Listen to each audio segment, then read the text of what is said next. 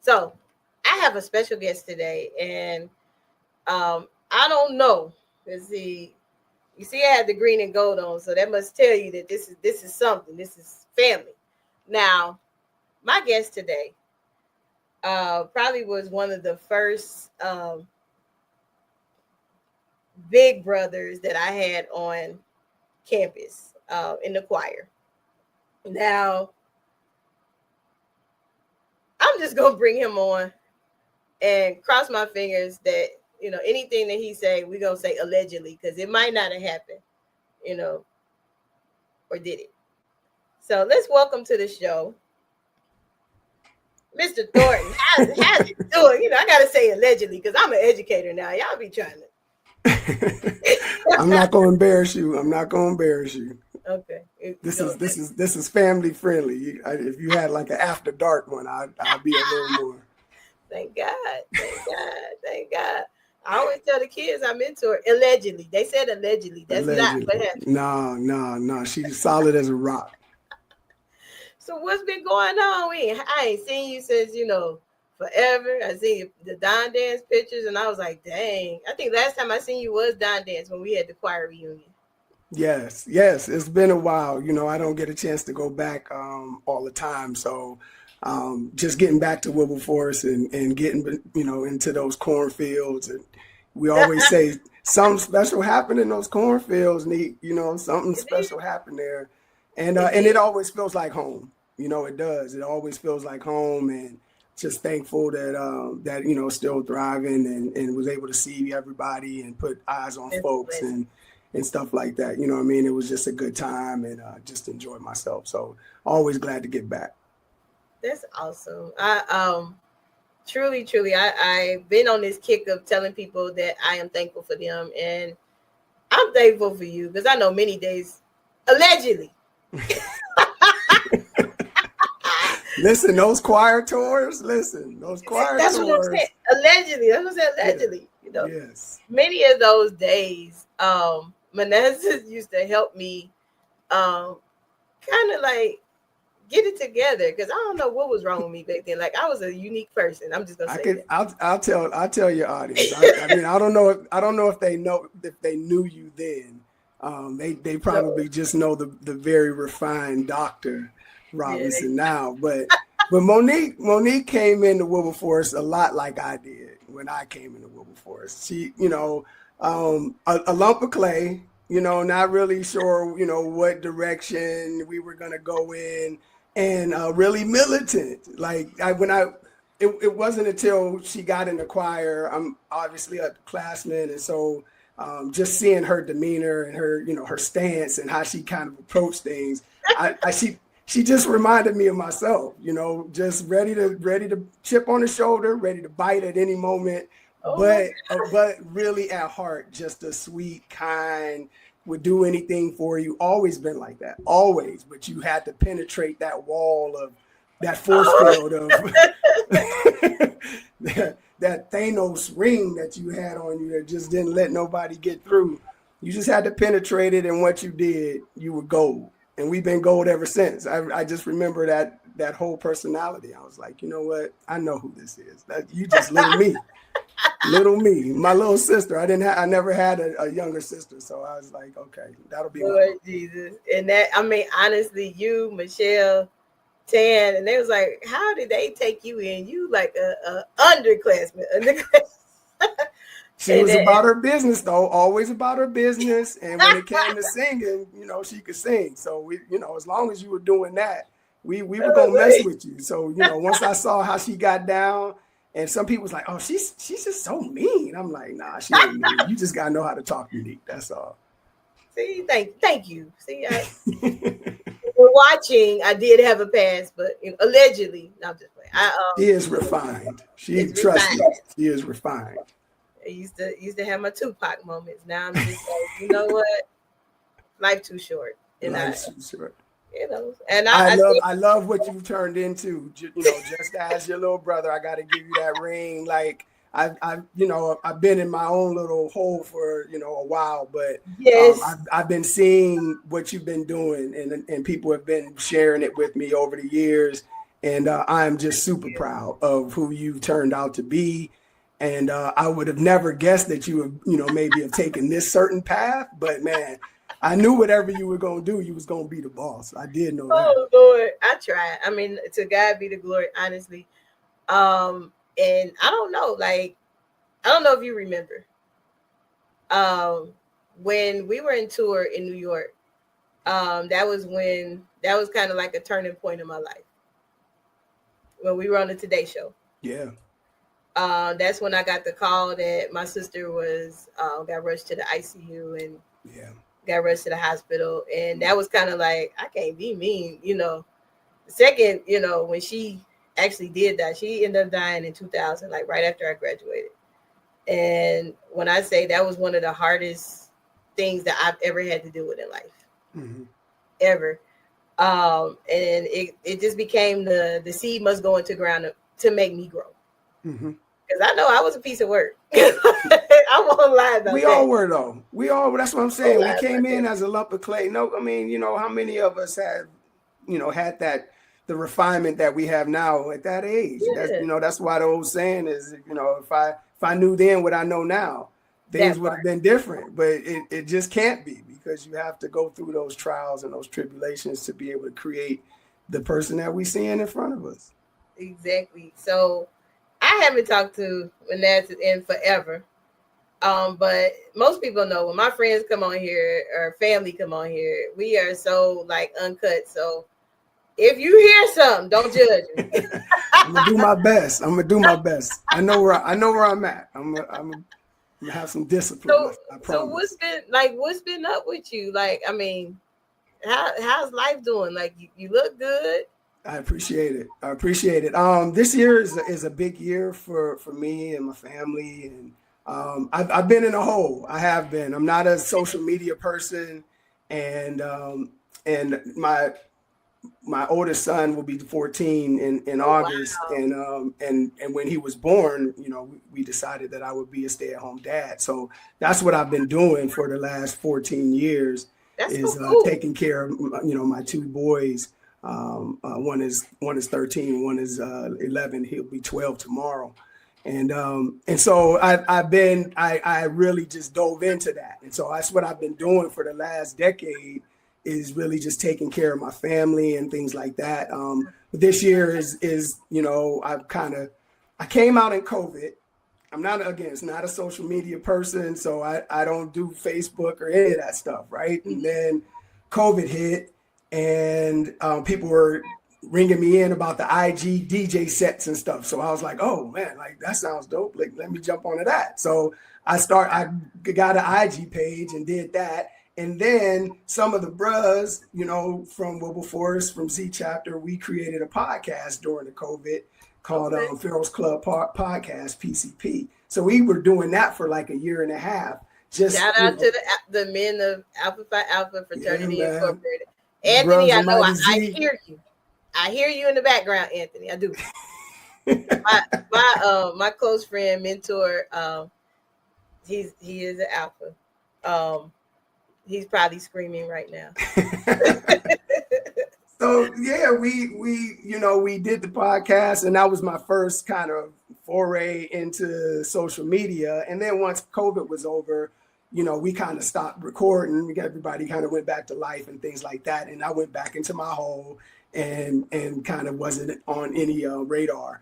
But the stay-at-home dad portion of my life that kind of took me away from being in the forefront of life really is the reason why I started penning this book that will be out this year. Wait a minute, now rewind. You said penning a book.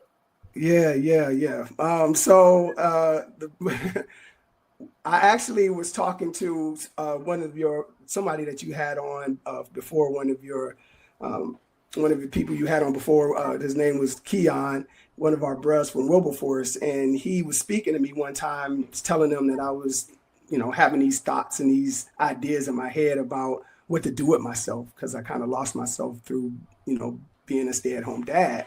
And he said, I have, you need to talk to Penda. I'm like, Penda Horton from Wilberforce?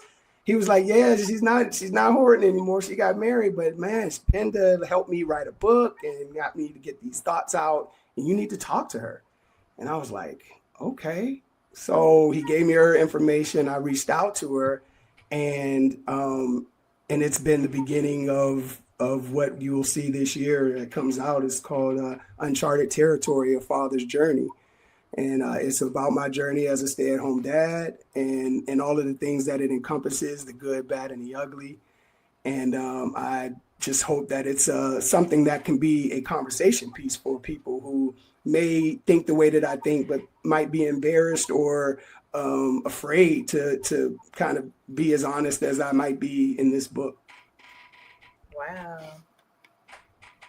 Well, that's cool. I like it. Make sure I give me a copy, but you got to sign mine. I don't want just, No, Doc. I'm proud of you. I mean, as a published author, that is a big thing. I write children's books and women empowerment books. So I truly, truly understand how difficult that can be, especially when you want your voice heard. What was your why? I got lost. I got lost in being a parent. I got lost in what I do as being a stay-at-home, not having a job for the last, 13 years. It takes a chunk out of your identity. Wow. And that I found myself struggling, especially after COVID. I think everybody struggled during COVID. Yeah. So I won't even go into that. But even after COVID and before, I was finding myself trying to figure out what I was going to do with my life once my children were grown, or at least to a point where I didn't have to take care of them all the time.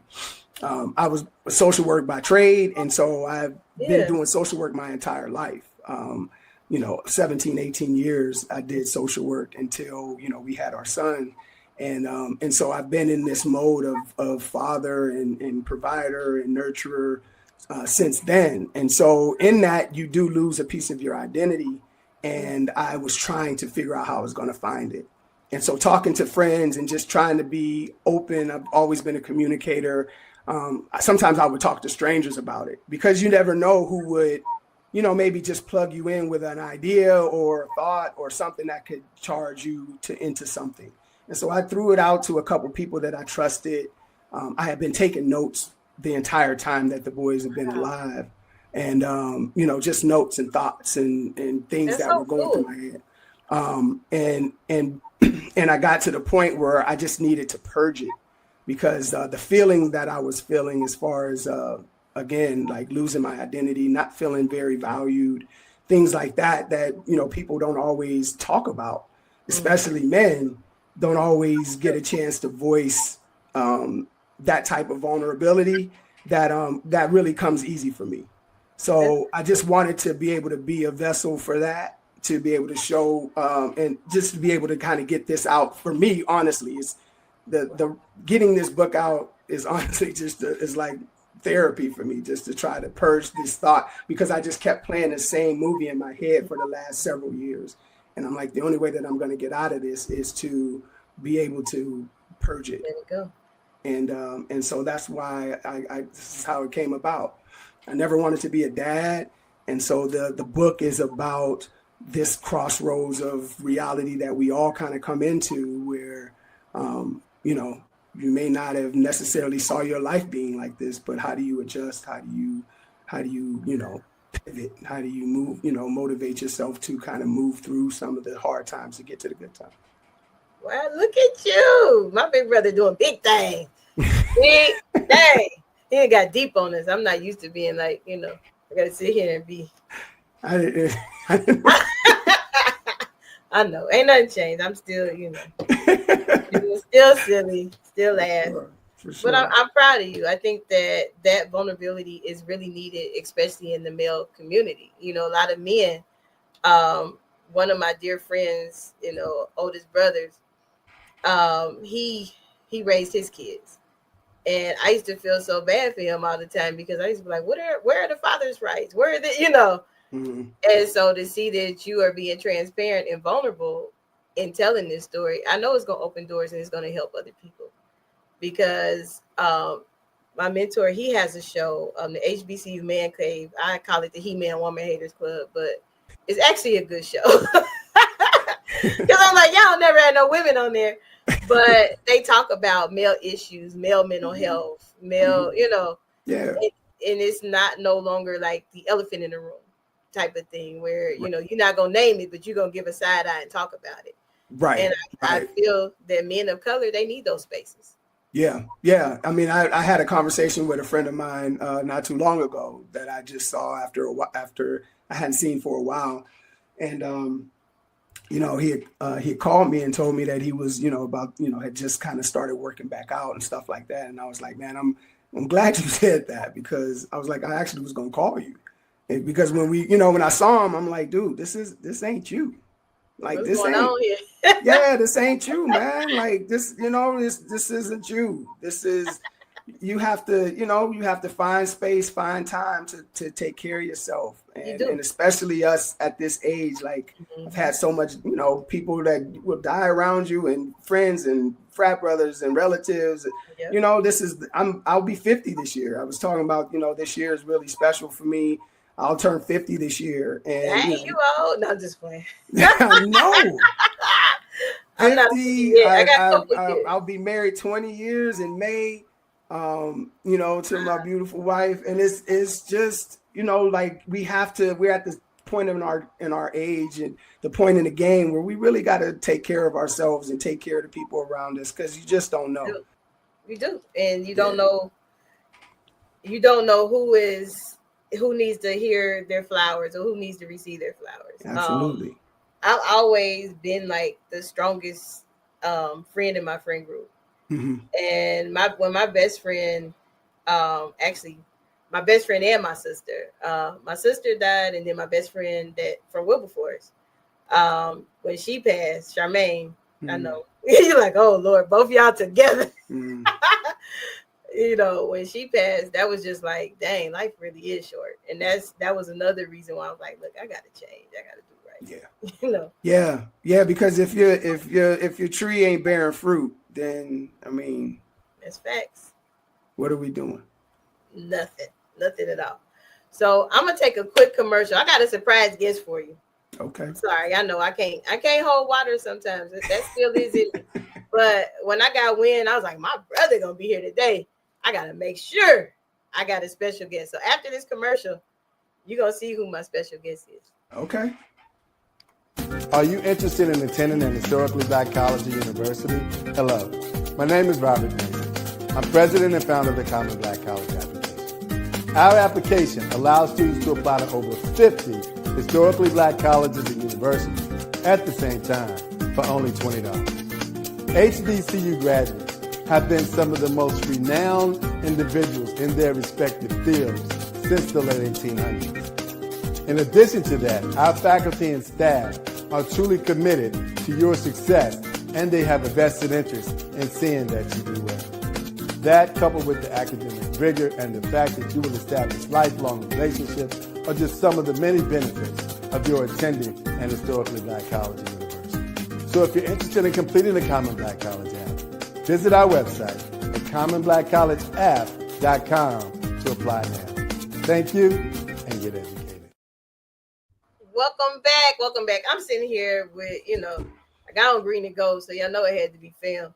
Usually I could have pulled out the Wilberforce choir sweatshirt that I can actually fit again, but I got it. I can fit it too.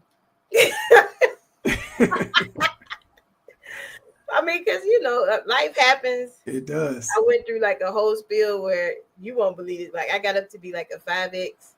Because like you said, sometimes you just go through life and you just be like, I'm done. You don't stop and smell the roses and take care of yourself. So the hardest thing for me now is like, since I have lost, all the extra things and, took off a lot of excess baggage and got to, truly loving me again, is, dealing with the reality. Like I tried to put on, I'm telling you, it's so funny. It's a true story.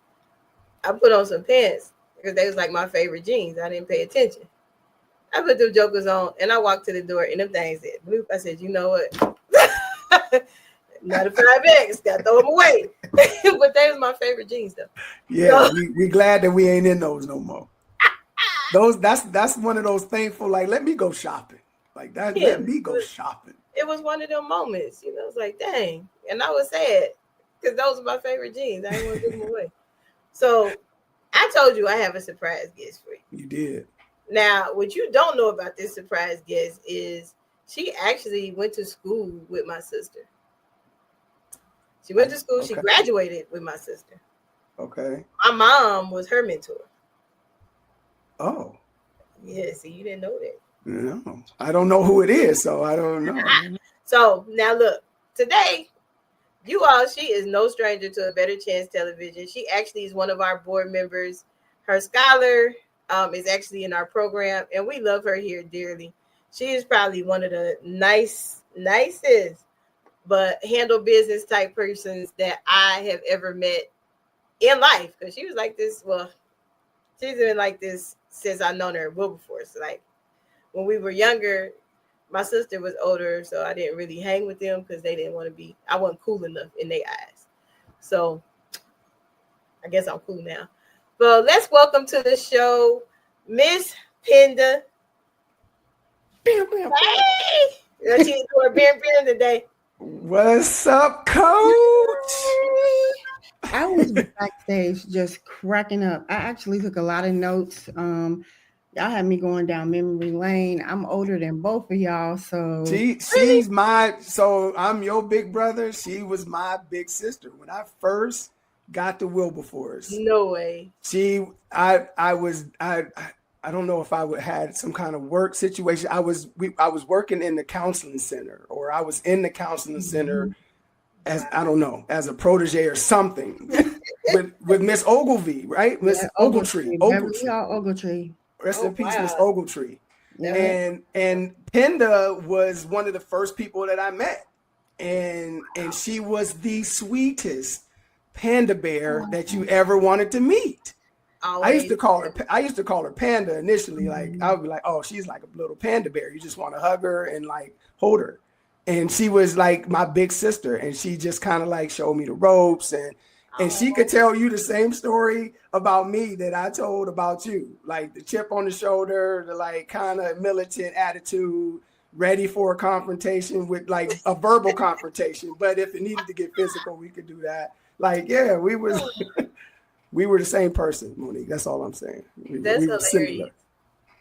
Similar. So look what Wilberforce did for us, though. I know. I was just backstage like, I am so indebted to Wilberforce, and I know that's not what we're talking about tonight, but when I listen to y'all and listen, I was in Alpha Omega. Was it Alpha Omega? I was in Alpha Omega, and I was in the gospel choir, so I wasn't in the university choir, but I sang. So I'm listening to y'all, and it's just so amazing. Next year, I'm gonna be out of school 30 years. Mm-hmm. Oh wow! Sorry. Yeah. Well, no, but look, I will be at graduation this year because my parents have been out of Wilberforce for 50 years. Nice. And for them, I was like, for y'all, I'll go to Wilberforce. My mom was like, you're not coming. So I would be at graduation. I think I'm gonna get them some shirts made, like, you know, they really graduating like in high school, like they did me. I'm gonna go all out, but I need something. So yeah, so no, it's good.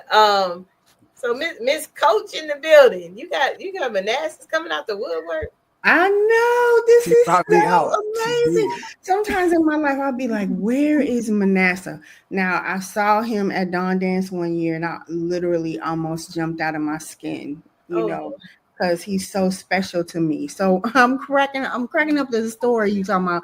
Penda Horton? Yes. I developed my love for helping people tell their stories at Wilberforce. And it's so interesting when you were talking about your book, Manasseh, like it is an important book. I listen to a lot of podcasts, and I do a lot of reading, and there are a lot of men who are telling the story, but they don't tell it with the same grace that you do. So you're adding a voice into the earth that's missing. Yeah. So you said in the what'd you say, in the ground? I call it that you've been in the cave of a doula. So in that space, you've been healing. Like your baby's about to be 14. And it's interesting. I've been a stay-at-home mom for the last 10 years. And my baby is about to graduate from high school and go to college. Yay. So I think about like the book that you are working on, it impacts me too, because I've been a stay-at-home mom. So now I'm trying to figure out what I'm gonna do with my life after the role of mom is no longer I'll still be important to her, but it won't be the number one priority, because everything that I've taught her, she now has to walk in. So you putting your voice in the earth and putting that stamp on this story. I know you always be like, I just want my book done. Sir, get ready for some podcasts and maybe Jamal Bryant's stage, or get ready for Toure Roberts and people who are going to be calling you as a expert because of your courage in telling their story. And you're going to bring some healing to people who haven't had the strength to have these conversations. They just kind of been like going with the flow, So yeah, no pressure. No, but honestly, Penda is really telling the truth, because never will I ever. You don't know the story behind this. Honestly, Manasseh, the reason why I have a talk show is because I called Fussing and my mentor because they wasn't doing nothing for kids here in Texas. And so he was like, who is this? And he happens to be, he's an alpha. I'll let you meet him one day. You're like, oh my God. And so I called Anthony Fussing about them not doing nothing, because at that time he was a UNCF alumni. He was over that part of UNCF. And I was like, so what y'all gonna do? Y'all gonna sit up? I was really like going in. And so just so happened he's an alpha. So he lived in Cleveland. So he reached out to Lester Holmes. And Lester was like, Monique good people, but she will get you told. I was like,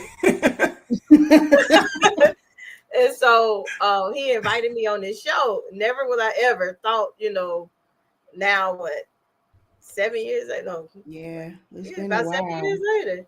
Yeah. That I would have my own show, write books and stuff. So your gift about to make big room for you. Like, I would not have known that you had that much going on. I just thought, well, dang, he mean.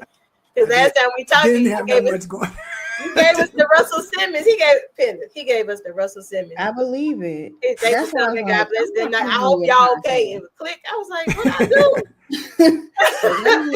To shine today. Like I would, you just, like I said, you when you're trying to find your voice again, there's these moments where there's some insecurity and there's some pause. Like I feel like I've been away for so long from real reality because I was in the trenches. I worked in adoption. I worked in foster care. I worked in the prison system. Like I've done it all. Like group homes, the whole nine. And so my ear has been to the street for, 20 years. And so, now I've been kind of like in this bubble where I've just been taking care of my immediate community and my immediate, family. When you try to come out of that hole, the lights are just bright and it just feels a little off until you can kind of adjust. So that's I'm keeping my head up. That you're the first person that I've, since the podcast ended in 2000 and whatever COVID was over, you're the first person I've ever even done anything with. I've not even posted anything on social media. I don't really do that kind of thing. So well, don't be mad at me because you better be Penda's been like, look, listen, little bruh, you gonna have to get your act together because it's coming. And I'm like, all right. I think the interesting thing. Oh, go ahead, Mom. No, I'm just saying she's telling the truth, because one thing that I lack in my my nonprofit is we don't have enough male mentors that can tell them things that, like, sometimes my male students come to me and I'm like, look, give me about 10 days. I got to find somebody that I trust. Find somebody I trust to come talk to you, because I don't want to lead you the wrong way. I can't tell you how to be a man because I'm not one. Yeah. So I love it. Like, I will support anything you need, in this project, just like I support anything Penda does. Like, And I was just gonna say, like, I'm really shy. It takes a long time for me to warm up. So when I go live and do things like that, I do it on the cuff, no rehearsal, like, because I will talk myself out of it. Right. And if you being an alpha man have so much of a village that you don't really have to say nothing. Everybody who loves you is going to run with this ball until you get the touchdown, and you're just going to be the face of this whole movement, and everybody around you is going to be cheering for you. That's how you got to move. Because as introverts, I'm like, when I'm done, don't talk to me for 25 minutes. Like, everything is gone. So it takes a lot out of you, for sure. It takes, to try to bear yourself. It takes a lot out of you, but it's good work. And I know that there's voices. I know that the perspective, my mother always said to me that there's just something, the way that your perch, your POV is just a little different than a lot of other people's. And that's what sets you apart. She would always say that to me. And she's like, you have something to say. I'm like, Mom, everybody got something to say. There's people talking everywhere. She was like, yeah, but just something about you. I was like, you my mama. You're supposed to believe that, right? Right. She's always said that, though, my entire life. She's always said that. So I told her, I said, Mom, I finally wrote a book. So what did she say? She can't wait. She's proud. She can't wait. So I'm like, it's funny, it's thought-provoking, it tugs on your emotions. Like, there's so many parts that will just make you laugh out loud. Like, can I tell the story about when you went to your job? He was like, all right, Mr. Khaki Pants. Like, see, I got to give me a copy. If when I get my copy, it better be signed, but I'm making demands. I promise you. And then you got to come back. And then you got to come back and do like a absolutely. Oh yeah, absolutely. I absolutely want to come back and after you have read it and talk about it, I want you to drill me, ask me whatever questions. I'm ready for that. Go ahead, don't threaten me with a good time, because I'll do it for real. I mean, because I think I've gotten to a point, like, even with my own writing, is that I'm like, I'm not ready to tell my whole story yet. Because I just feel like it's so much that I don't want to say I try to keep people from, but and there's also the what I call the ripple effect. Like, you got to be careful when you depending on what stories you're telling, that part, where people, are implicated in those stories, and things could get a little dicey, but because that's true. There's things that there was things that I had to delete out of the book because I wasn't certain if I wanted to go down that road quite yet. That's my fear. That's why I write children's books. I'm like, woo, I don't think I want you to know. Let's keep it light. Let's keep it light. And that's easy. It's cheating. There's an audience, ma'am. Let me just say this. You speaking at that educational board meeting, and I didn't tell y'all who I was, but I am Dr. Monique Robinson. Drop the mic and walk away. Like, there's an audience of people that needs to know Dr. Monique Robinson and how she got there, and they ain't gonna get it from them children's books. Yeah, and she's right, because it's the people, the kids that you're trying to reach need to hear the whole story. Because they're you. You're gonna unlock it for them, and they are you. So, like, for you to, and you've told certain kids the story. Yep. You gotta right? be, you gotta and that's be why they elite. won't leave your side. You can't get rid of them. You know, told Right. these kids your story. They know that you just like them, and they trying to hold on to the hem of the garment. And so, like, yeah, your story is definitely. But I get it. I do get it though. I'm saying that with a caveat. I get it because depending on. Like you know, we are very authentic people. I think I mess with you because I feel like you're an authentic person. I know who Penda is. She's just the sweetest panda bear on the planet.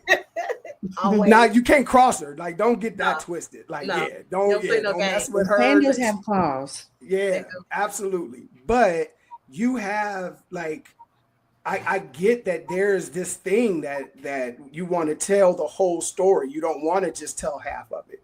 And so to tell the whole story means that there's some things that have to get, exposed. And that is a very difficult line to decide to have to walk. So I understand. And just as a coach, I'm just going to plug this in there. It is important to tell the story, like tell it all, but you don't have to publish it. Mm-hmm. So wherever it's written down, like wherever it's written down in your journal or whatever, you don't edit yourself. You tell the whole story. And then you take out the things that make you look like you feel like you're a victim. See, that's why she the coach. Hey, coach. That's why she the coach. Let's see. Penda, give him your info again. What describe? Tell them where to find you. It's not about me. If they want to find me, they can Google me. But we need your info. I mean, I know you don't. And I'm only telling people because of what I needed. I am not a very organized person when it comes to the X's and O's of it. I have the ideas. I flow. I will flow with it. I will talk it. I will do all of that. I told Penda, I said, I'm not a writer. I'm more of an orator. I'll talk it, but I don't write it. She was like, you absolutely are a writer. I'm not, Penda. Yes, you are. You better start acting like a writer because you're writing a book. I was like, wait a minute. You know what I'm saying? That's her all day, all day long. That is her. But I mean, it's a blessing to have people who can coach you to success. Because I'm serious. Like in real talk, you hurt my feelings that day because I felt some type of way. I was like, well, where he live? He's still in Youngstown. Like you're not gonna like I was mad. I was really mad. Like that's how he's gonna do, No, and, man. One of my other big choir sisters was like, Mo, have some patience. He'll come around when he needs to come around. And then when you had called, I was like, okay, he our friend again. Yeah. And listen, I'm always there when you need me. Like, you know what I'm saying? If I get the bat signal, I'm there. Like, there's no question about that. For the people that I love, you don't even have to question. But I do bury myself in the things that I take care of. And there's not very many things that I even care about. Like I know that about myself as well. And and so when I brought this to Penda, I was just like, look, I don't. People keep telling me to write, and I don't know what to do. I'm not a writer, blah blah blah. And you are convinced me that I was, and then I just purged myself to her like a priestess. And she was just like, okay, wait, because I just sent her all of my notes. 10 years of notes and thoughts, and just sent it to her. She was like, okay, hold on, wait a minute. Wait a minute. She was like, we have something here, but let me focus you in. And so she did that for me. I needed that. And the book wouldn't have come out without it. I know my weaknesses and my strengths. I do. I'll be 50 this year. If you don't know them, then you in a disadvantage at this point. If you at this stage in your life and you don't know what you're good at and ain't good at, you got a problem. So I don't have a problem like, hey, hello, need help over here. Like, I need this. And she gave me that guidance. The day that we talked, I wasn't even sure what the book name was going to be. Initially, it was going to be I'm a good dad, but I don't want to be. Oh. And within like 15 minutes of talking with her, we were talking, and she just was like, doing the priestess thing, was pulling stuff out of me. And I said something. She was like, "That's it." I said, "What?" She's like, "What did you just say?" And I ran it back, and she was like, "That's it." And I said, "What? Uncharted territory? That's it." I was like, "Okay, all right, boss." I was like, "All right, we can work with that, I guess." That's how we came up with the name of the book.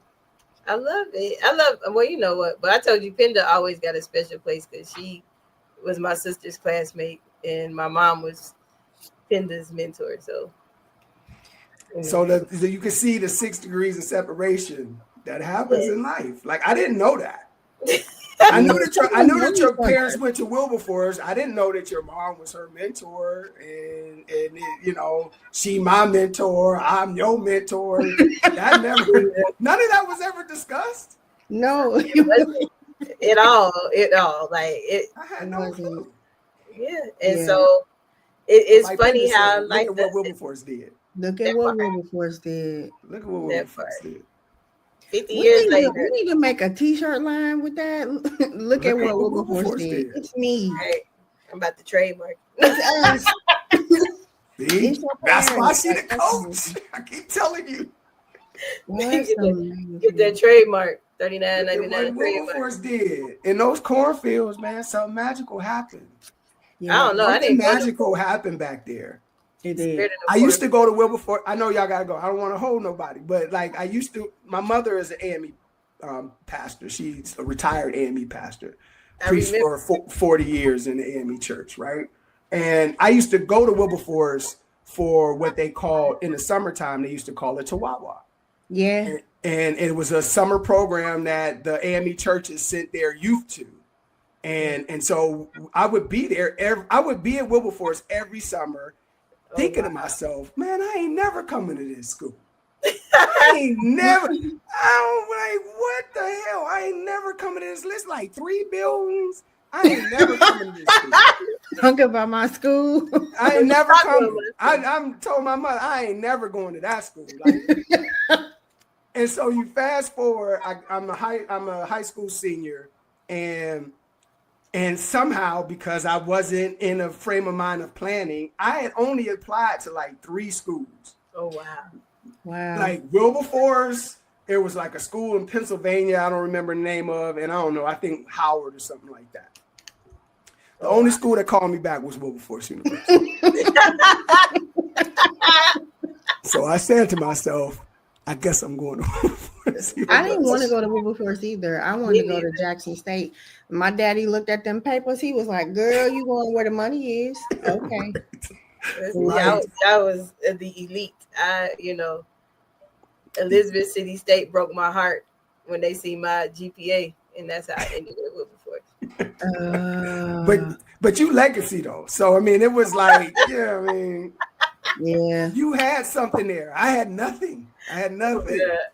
I Wilberforce sight unseen, and I lived down the street in Dayton. Like grad night, I drove from Kings Island. I was like, let me go drive by my school I'm about to go to. Like, that was it. Never been on campus, nothing. Like, I didn't want to go there, but it was. But it provided me with everything that I needed. And from a kid coming from a small city like Youngstown, Ohio, you can relate coming from Dayton and stuff, right? Yeah. Like I came from that small town. I would have got eaten up by a bigger school. Me personally, I personally would have been eaten up by a larger school. I needed that family oriented. I needed that close connection. I needed that, everybody kind of touching and agreeing. I needed it. And honestly, like I feel like I made the best out of what Wilberforce had to offer, especially back then. Yeah. Like you said, we were on the Today Show. Little old Wilberforce was on the Today Show. We had lunch at Felicia Rashad's mama house. That part. We were sitting in her house having lunch in New York. Little old Wilberforce. We made albums. I studied abroad in England for 3-4 months because we had a study abroad program. Wilberforce, I feel like Wilberforce gave me everything I needed. We went to Egypt twice. He went to Egypt, right. Like I went to Egypt and, where we sang for the ambassador of Egypt. Like Wilberforce really provided us with a sound foundation to be able to do whatever you need to do once you leave. Yeah, if you take advantage of the opportunity. If you take advantage of it. And I will never forget Mr. Williams. As much as Pender, you don't know this. R.I.P. me and James Arthur Williams, rest his soul. Go at it. Did not get along. Did you? Until my last year in the choir. And he told me I was the most improved because I finally learned to keep my mouth closed. Just shut up. Oh my God. You used to be so belligerent. It would be so funny because, again, I was like that when I was there. It was so funny to watch. But you're not going to get me told. You're not going to get me told. You're not going to talk to me like this. You're not going to talk to me. But I use some of that in things that I'm in today, and dealing with the kids and dealing with some of the even grown folks. And I was like, yeah, Mr. Williams said, just sit back and just watch the room. Smartest person in the room don't have to be seen or talk, Yeah. And I was like, you know what I also, just to piggyback off of that the thing that I remember about him, I don't know if you remember this, but there was a time we went to a church and we had to sing, and they weren't ready for us. Like they weren't prepared.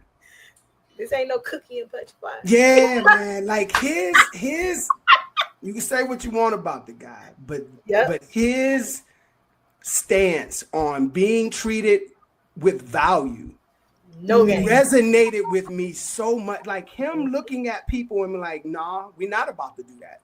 Because we are the Wilberforce University choir. You will not treat us like second class. Like he was it would say it. Oh yeah, I don't care if we was at the Marriott Hotel. I don't care if we was at the biggest church in Philadelphia. I don't care where we were at. You were going to treat us with respect, and you were going to make sure that we had exactly what everybody else gets when they walk through here. That's what I took with it. I took that everywhere I went. Everywhere I go. He was serious. I know the last time we seen him was when we had the choir reunion. And even that day, I was like, Mr. Williams, thank you for helping me grow. Yeah. And he just looked at me. He was like, "Oh, Monique." I said, "Yeah." I said, "I know I gave you a lot, plenty days you wanted to send me back with an apple on the bus." For sure. But thank you for helping me grow. Him, Miss Oliver was another one. Yes. She was like, "You gonna be in the Miss Wilberforce pageant?" Yes, you are. Okay, yes, ma'am. Like, what do you say? You absolutely were. Well, yes, you were. I was. I was yes, in reality. Completely out of her comfort zone, right? Like, but she did that. Like, I didn't know that. You did a poem and everything, right? I did. Yeah. Really? I did. Yes. It's funny because Keon and I were in a play together. That's how we became really close. And then I started writing plays. Like all of that happened after that. Miss Oliver, she saw something in me and pushed me on the stage, literally. Wow. But you was writing plays at Wesley Center, so. I was, but I wasn't telling nobody. That's true. It's funny because I was just telling one of our students today. He was like, "Well, what school should I decide on, Miss Mo?" I was like, "Look, dude, find a school that you can find your tribe." Yeah. I was like, for me, I said I really wasn't trying to go to Wilberforce, but I had books or boots type parents, and I wasn't about to be in nobody's army because y'all already know that wouldn't last. Yeah. And so when I got to 1055 Bickett Road, I did everything under the sun for them to send me home because I didn't want to be there. And Jamie McCoy, she's still my best friend to this day. One of them. She took me to choir with her. And she was like, "Come on now, you be singing. You sing around, the neighborhood. You sing everywhere." And I really did not want to go. Like, I was like, I'm not singing because I was so hurt from the school to turn me down, but that was my fault. I didn't do what I was supposed to do in high school. Right. And when I got, the choir with her, and Mr. Williams had a good ear, I guess, and he heard me singing under my breath. And he was like, you stay after. Wow. That's how I got in the choir. Yeah. Because I wasn't on the road at all. She was very, very militant. She did not, she was very buck. She was buck. This is completely opposite of her parents. Like, she was buck. Like, and it's the only thing, like, it's the only reason I like noticed it, like, damn, why is she so aggressive? I'm like, wow, that reminds me of somebody. I mean, but Penn today was doing like crazy. Freshmen don't do that. I was like, I don't know who y'all talking to. My tuition is paid just like y'all. Like, I'm like, listen, come here, Monique. It's called rites of passage, my love. Yes. You gotta go through it.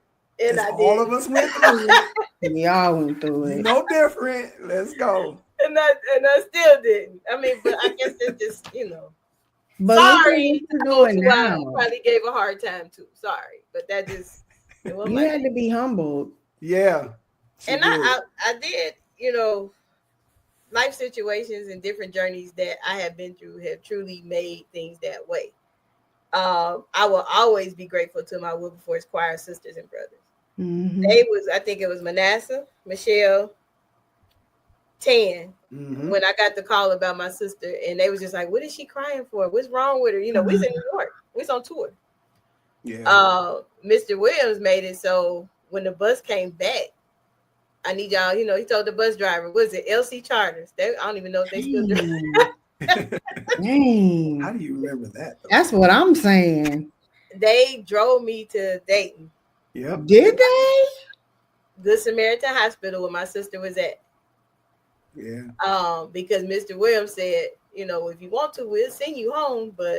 And my sister was like, no, we want, that's what you've been wanting to sing. You somewhere where you get to do what you want to do. You stay there.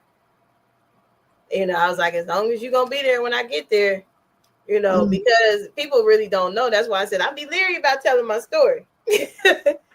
Because me and my sister didn't get along at all. We were complete opposites. Complete. I've always been large. She was skinny. She, complete down the middle. She was light. I was dark, like all the way. I was tall. She was like literally. Until her last breath is when I would start like, wait a minute, okay, God, I'm gonna be nice. I'm gonna change this around, but you gotta heal her. And it didn't end that way, When she died, I shut down. You talk about somebody shut down. People was like, "Where's Monique?" I shut down because I thought, me being young in spirituality was like, now look, man, God, you playing. You told me you was gonna heal her if I start acting right, start being nice to everybody. And you didn't, and it messed me up. Yeah. So that's why I'm like, shoot, Manasseh, I can't wait to read this book because it's gonna help me because I'm not ready to be that where people can just know everything. Excerpts. Yeah. Everything. But you have been though. Still excerpts. You know what I mean?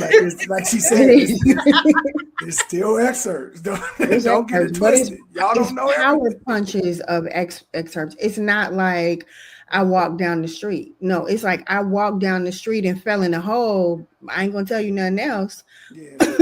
But it's the excerpts are what's important. And if you go back and listen to some of even the podcast that you were on with me, where we talked about it, you've already started writing your book. Like you already started. I don't know what you're talking about. Yeah. You got notes, just like Manasseh had 10 years worth of notes.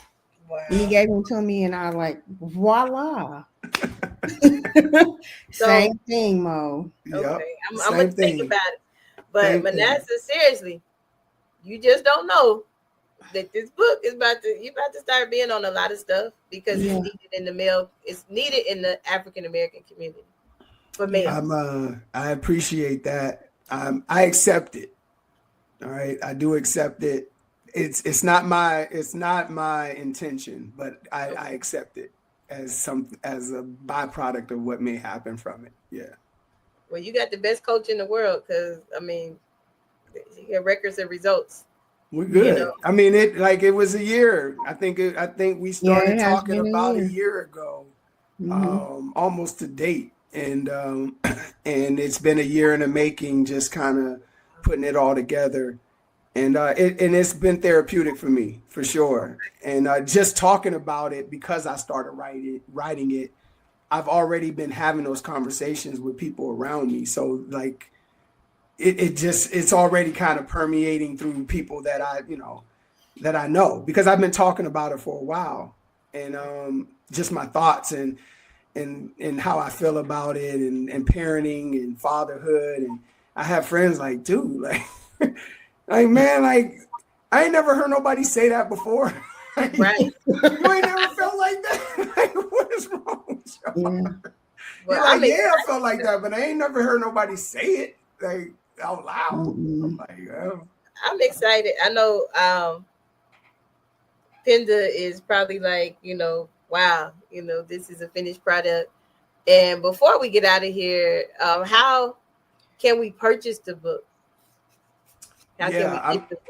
Yeah, I again, when I once why are you looking at me like that? I don't have that information now. The book isn't finished, but I am planning on creating the website and all of that for easy transition for books to be sold and things like that.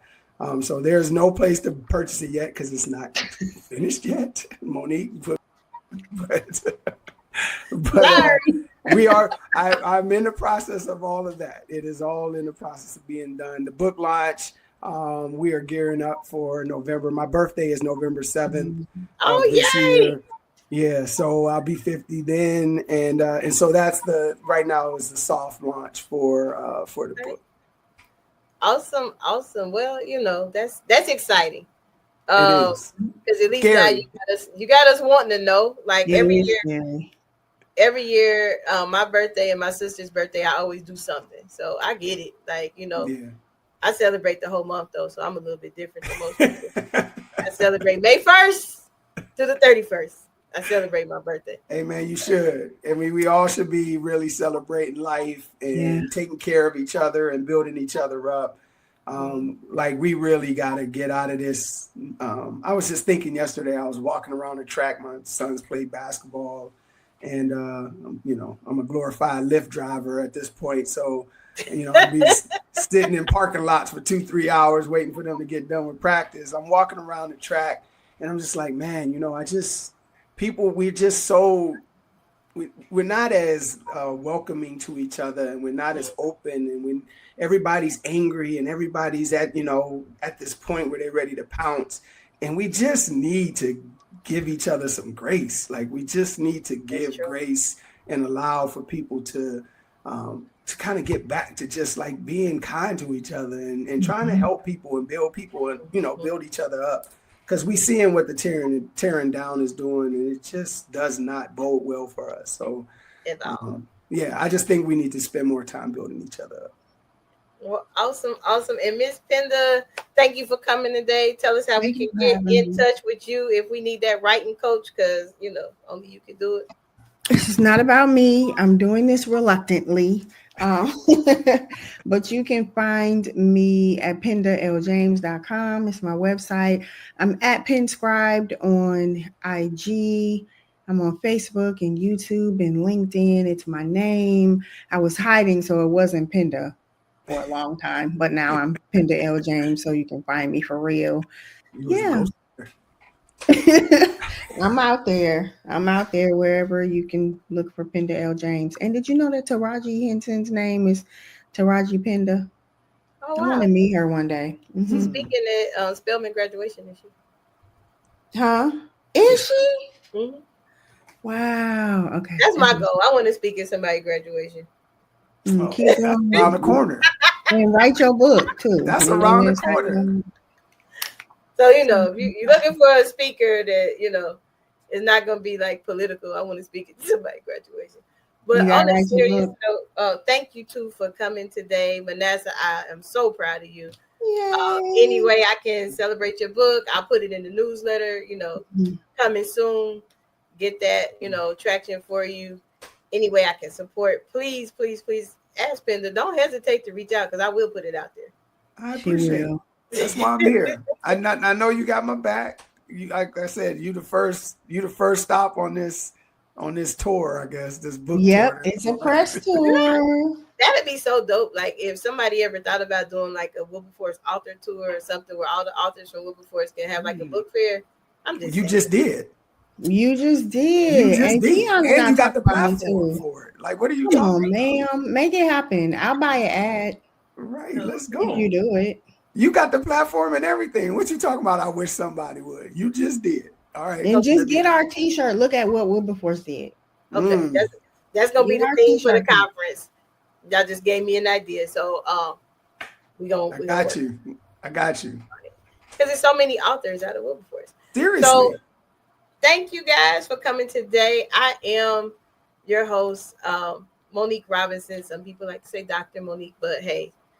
You earned it. I call her Little Sis. Thank you. Some people call me Little Sis. But whoever you want to know me as, please, please, please take what we say to heart. Yeah. Y'all know when I have my friends on here, we sometimes go way longer than we're supposed to. But I am so proud of all my friends. And if you want to be highlighted or you need some help from us or you need a shout out or something, let us know. I'll put it in the newsletter and I also put it on one of our platforms. Thank you for watching A Better Chance Television. This is your host, Dr. Mo, signing out with Miss Penda and my big brother, our Manasseh that has came out of hiding. Came out of hiding. He ain't had no more. I know how to find them now. You got my number. That part. So it's been real. Thank you, sisters. Bye. Remember your strength so you can write it down. Yes, ma'am. Always coaching.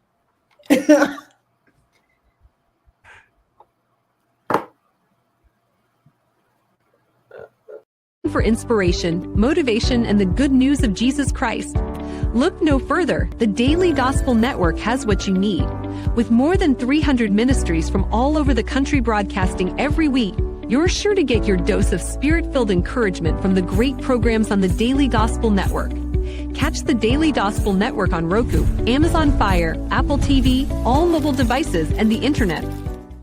Tune in to A Better Chance for Youth television show with host Monique Robinson on the Daily Gospel Network, the television show dedicated to highlighting incredible students on their quest to change the world.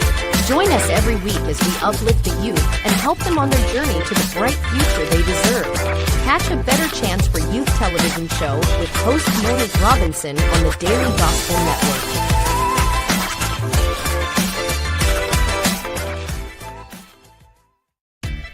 Thanks for watching A Better Chance for Youth television show with your host Monique Robinson, the television show where we highlight incredible students in their quest to change the world. Join us each and every week as we uplift our youth and help them on their journey to the bright future they deserve. So until next time, God bless from your friends on A Better Chance for Youth television show with your host Monique Robinson.